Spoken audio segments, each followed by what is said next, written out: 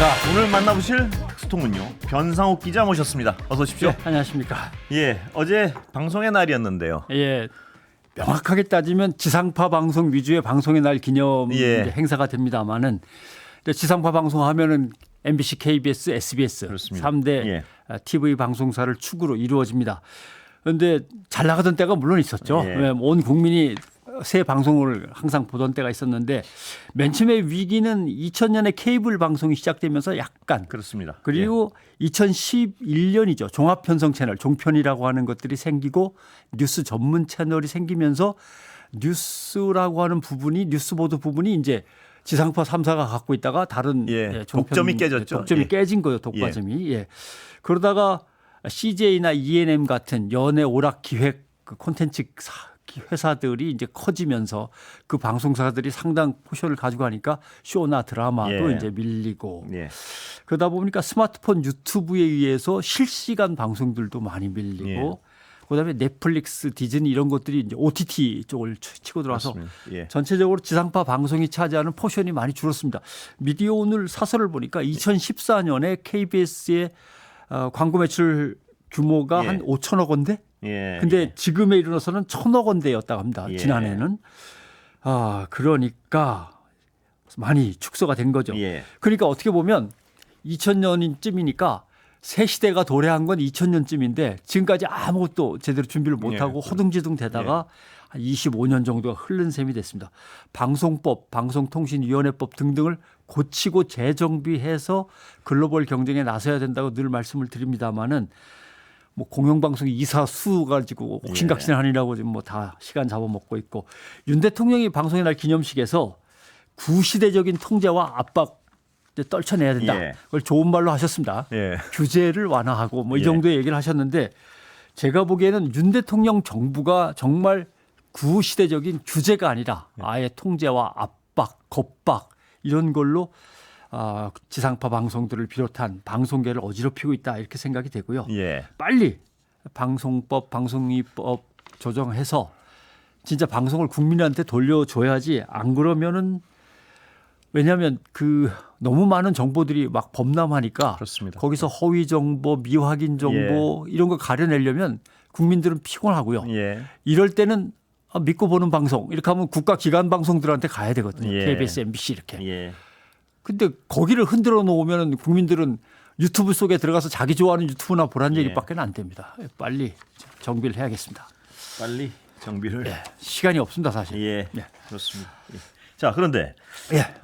현재 보도 관련해서 좀 여쭤보겠습니다. 예. 지금 가장 많은 보도가 보셔서 아시겠지만 지금 의료 대란 관련 보도이고 특히 예. 응급실 보도이고 이렇습니다. 예. 그런 보도에 대해서 보시면 어떻습니까?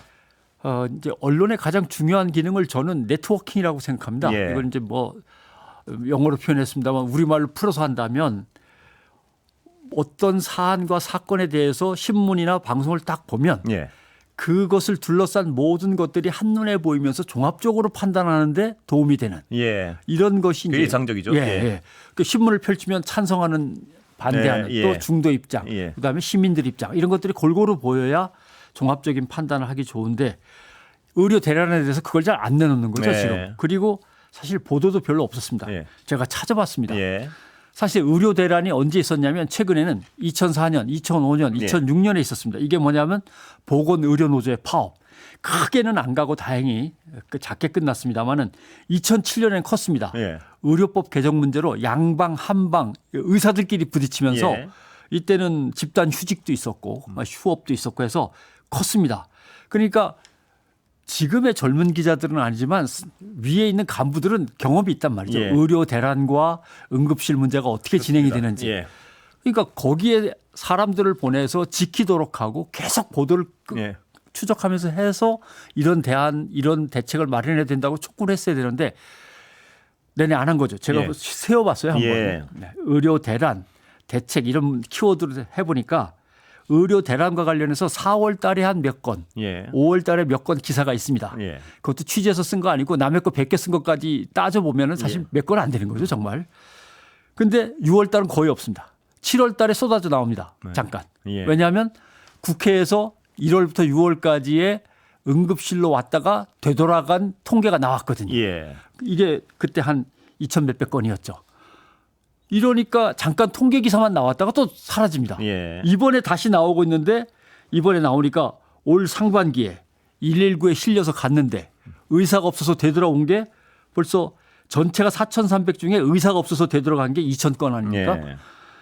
이러면은 모든 언론사는 다 병원을 들리게 돼 있는데 예. 그죠? 당직할 때 예. 벌써 몇 번이고 체크가 돼서 수많은 기사가 그 사안별로 또는 그 스토리마다 그 사람들의 기구한 그 사연마다 다 올라왔어야 되는데 이제 와서 사람이 몇 명 죽으니까 예. 이제 나온단 말이죠. 그러니까 언론이 그동안 얼마나 소홀했고 긴박한 상황인데 언론이 그 긴박한 상황을 이제 와서 전하는데 뭐 몇 건에 예. 뭐 그냥 스토리만 가지고서 보았는데 종합적인 판단 근거를 제시하지 못하고 있는 예. 거죠. 이런 게 문제인 거죠. 그런데 그런데도 불구하고 이 정부 발표에만 의존하는 한계 뭐 이런 것도 있는 것 같은데요. 근데 이제 왜 그러냐면 제가 그대로 읽어보겠습니다. 윤석열 대통령 예. 비상 진료 체계가 원활하게 작동하고 관리가 있다. 되고 있다. 예. 예. 그러더니 며칠 지나서 또 보건복지부 장관 그거하고 조금 다릅니다. 응급실에 어려움은 있지만 예. 응급 진료의 유지는 가능한 것으로 보인다. 예. 그랬더니 차관이 또 며칠 뒤에 나와서 엄중하게 보고 있다. 지금 이 사람 야단 맞아갖고 뭐 옷을 벗느니 마느니 뭐 예. 그랬던 것 같습니다만 그랬더니 오늘인가 어제 다시 보건복지부 입장. 일부가 어렵지만 네. 예. 붕괴할 우려는 없는 것으로 생각하고 있다. 이게 이렇게 오락가락하는 거죠. 이게 이 정부 입장만 계속 받아쓰다 보니까 도대체 어느 게 옳은 건지 모르는 거죠. 예를 들면 대통령이 응급실 유지는 가능하다. 예. 원활하다 그러면 아까 나온 숫자를 갖다 들이대든지 예. 질문하고 따져야 되거나 아니면 응급실 유지가 가능하다는데 도대체 언제까지 가능하다는 거냐. 네. 의사들이 돌아오려면 내년 1, 2월은 돼야 될 것 같은데 앞만 예. 봐도. 그럼 도대체 응급실은 언제까지 버틸 수 있는 거냐. 그때까지 버틸 수 있냐. 예. 군하고 뭐 공중보건의가 오면은 거긴 또 어떻게 하란 말이냐. 예. 뭐 이런 것들을 따져 물었어야 되는데 하나도 따져 묻지 않고 종합적인 모습을 못 보여준 채로 예. 바다만 쓰고 있는 거죠. 예. 자, 근데 이게 지금 말씀하셨지만 상황은 점점 악화돼 가고 있는데요. 예. 왜 악화되는지의 본질을 따져보면 예. 서울대 의대 교수들께서 예. 의료 대란이라고 막 이렇게 몰아붙이지 말고 예. 침착하게 좀 뭔가 이렇게 차분히 어떤 것에서 의견 차이가 있고 이것을 조절하려면 어떤 예. 방법이 있는지를 좀 논의를 하는 장을 빨리 마련해 달라라고 예. 부탁을 했고 그게 2월 말입니다. 예. 2월 말에 서울대 의대 교수 성명이 그렇게 나왔죠.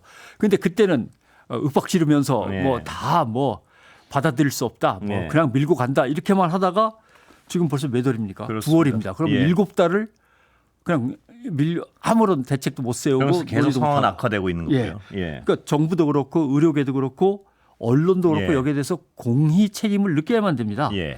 그런데 정부 대책을 보면 제가 세 가지만 얘기하면 정부 대책 중에 1. 응급실 전문의의 진찰료를 높여준다. 예. 돈 더 줄게 조금 예. 더 줄게 수당 조금 더 줄게 이 뜻입니다. 결국 응급의료센터에 인건비를 지원한다. 예. 여기도 돈 더 줄게. 돈이 예. 예. 경증 환자가 응급실에 오면 본인 부담금을 높여서 받겠다. 예. 응급실 안 와도 되는데 왜 꼭 대학병원 응급실에 왔냐 이거죠. 그러니까 결국 돈 더 줄게와 자꾸 그럼 돈 더 받을 거야. 예. 이것밖에 없습니다. 예. 이걸 어떻게 정부가 이 문제를 해결할 수 있는 정치적 능력, 정책적 능력이라고 볼 수 있습니까? 역량 자체가 달리는 거죠. 예.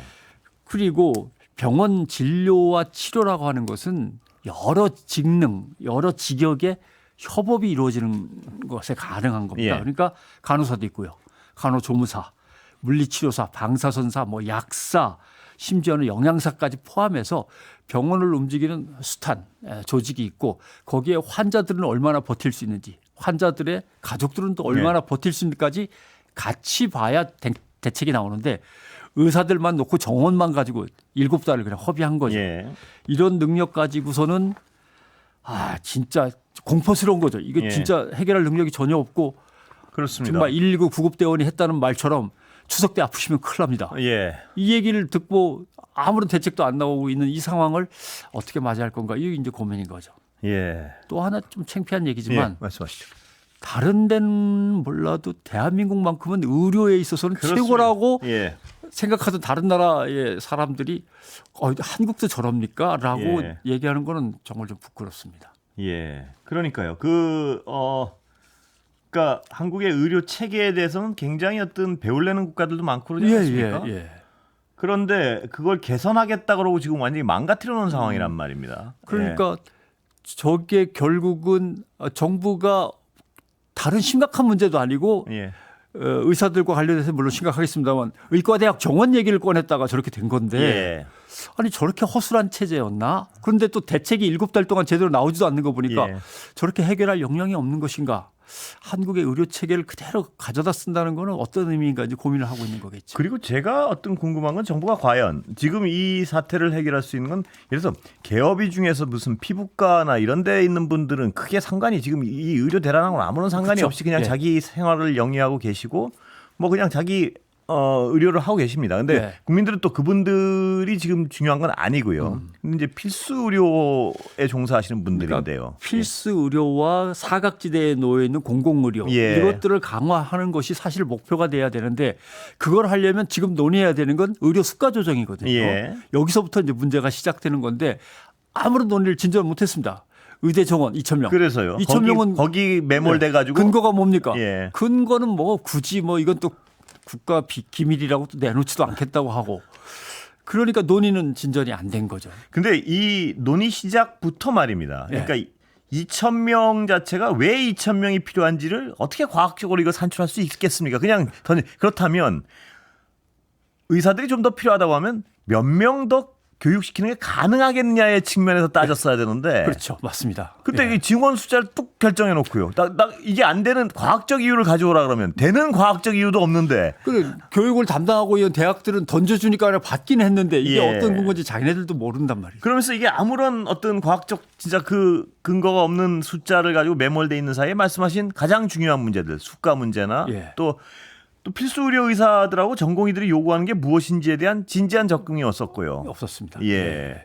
그러니까 전공의가 없으면 전문의가 일단 떼워 그러는데 예. 전문의라고 하는 건 진짜 몇 명 되지도 않고 엄청난 일이 거기 좀 쌓여 있는데 그런 식으로 쉽게 생각하고 안 그러면 뭐 군에서 좀 갖다서 그러니까요. 그게 군에서 갔다 쓸 정도면 군은 과연 그 의사들은 없어도 되는 의사들인지. 더군다나 공중보건의는 거기가 의료 사각지대니까 거기에 간신히 그러니까. 배치를 했는데 다시 와서 채워넣으라 그러면 거긴 또 어떻게 그리고 또 그 군의관들을 불러가지고 여기서 또 제 역할을 할 수 있는 건지. 그렇습니다.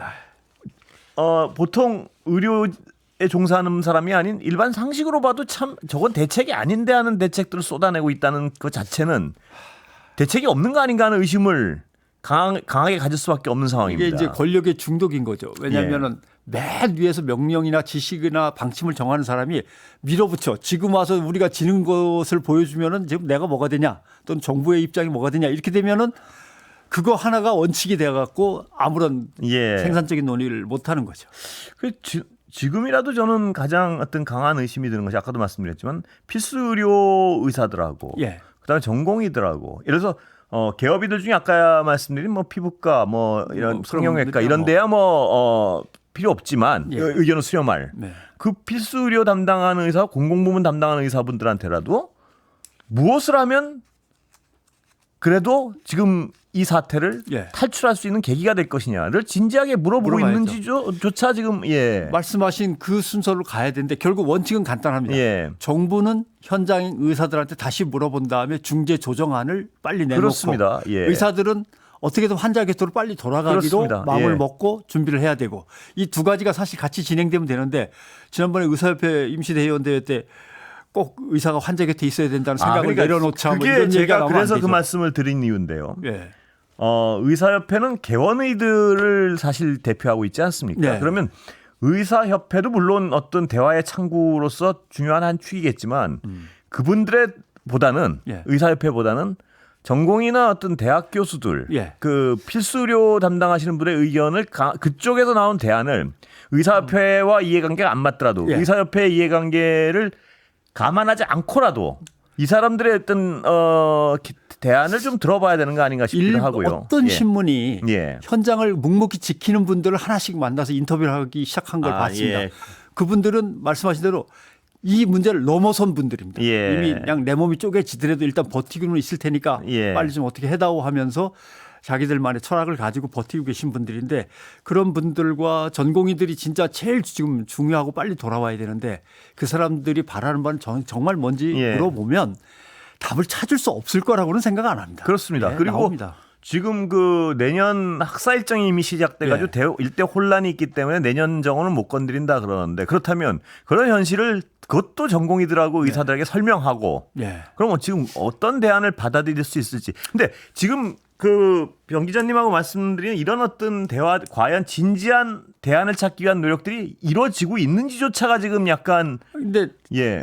대통령이 뭐라고 한마디 하면 거기에 맞춰서 의견을 내놔야 되니까 아까 말씀드렸지만 보건복지부 차관이 잠깐 심각합니다 한마디 한 거 외에는 보건복지부 자체도 아닙니다. 큰 위기는 아닙니다. 계속 이러고만 있으니까. 그런 얘기를 하면서 진지한 해법을 찾지 못할 거 아닙니까? 예. 근데 내년 2월까지는 뭐 꼼짝없이 거의 이대로 밀려가게 생겨가지고 이제 위기 상황이라고 하는 거죠. 예. 거기다가 정말 교육은 이런 식으로 지금 있는 학생들이 전부 유급이 되면은 내년에 들어오는 신입생과 거기다 또 증원되는 학생과 이거를 어떻게 할 것인지에 대한 해법을 들어본 적이 없어요. 지금 아직까지는. 아직까지는 대학은 말도 못하고 있는 상황이니까 대학 당국이 커리큘럼을 진행하는데 어떤 문제가 있는지에 대해서는 실제적으로 무리로 떠오른 적도 없습니다. 논의가. 이런 것들도 문제입니다.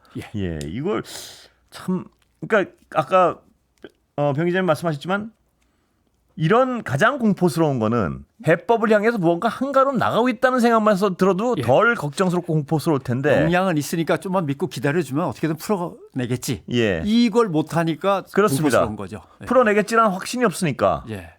그리고 점점 더 나빠질 일밖에 없는 것 같고요. 이제 뭐 시간이 다 됐으니까 간단하게 말씀드리면 사실은 이러면서 제약산업하고 의료기기 산업이 무너지고 있습니다. 왜냐하면 병원들은 다 적자수송이니까 이제 안 살 거고 대금 밀린 것도 아직 못 주고 있고 뭐 이런 식으로 하면은 이제 의사들이 복귀한 다음부터 무너지는 거는 이제 의료기기 제약사에서 이제 지금은 생명의 문제가 심하니까 말을 못 꺼내는 겁니다만은 그런 문제들까지 기다리고 있다라고 하는 거는 언론도 알아야죠. 변상욱 대기자였습니다. 감사합니다. 고맙습니다.